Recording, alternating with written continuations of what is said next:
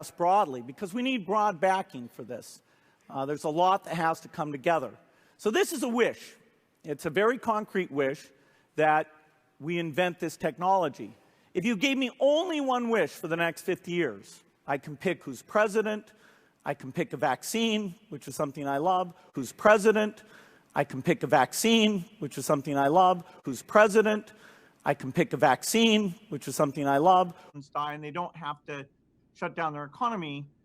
Now all the countries that have widespread infection, like the United States, we need to learn from each other about how you not only flatten the numbers, but to get them down.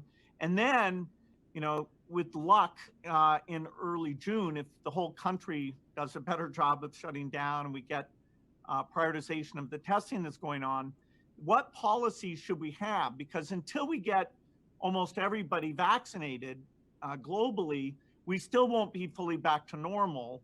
We want to go prioritization of the testing that's going on. What policies should we have? Because until we get almost everybody vaccinated globally, we still won't be fully back to normal. We want to go, that's right. The foundation does far more in terms of infectious disease work than any group in the world. And so we've reprioritized, and everybody in all our grantees now prioritize this coronavirus work. So, even polio eradication, we're not able to work on that, or new drugs for HIV, but that skill set is very applicable to helping pick which drugs should go into trials and which vaccines we should build factories for.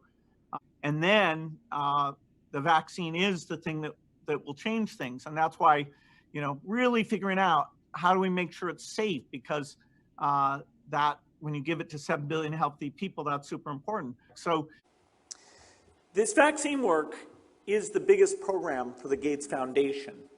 And that's because it is so impactful. It's incredible value. It's now that we're going to start to get the last two vaccines that rich kids take for granted, the pneumococcus and rotavirus, and over these next 5 years, get them out to every child everywhere. I'm pleased to announce to you that we're pledging an additional $1 billion to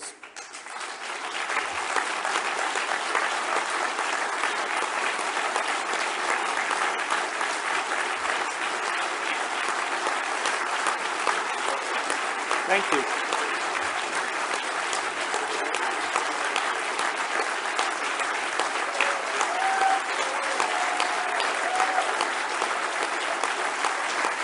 All right, thank you.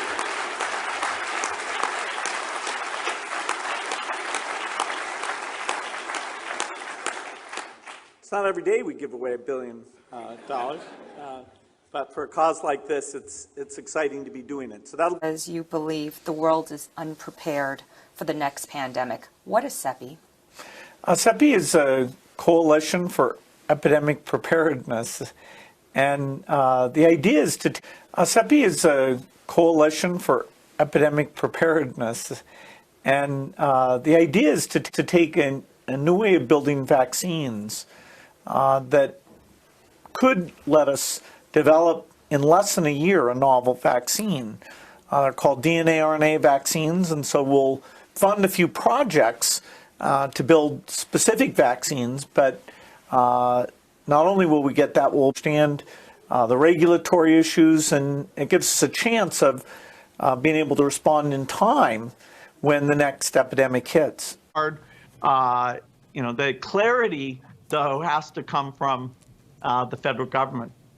You talk about vaccines and anticipating a pandemic like this. If you go even one step further back, Bill, and say, I read an article that said that this virus was actually found in bats some time ago. It was a virus of concern for people who were looking for this because it was a coronavirus.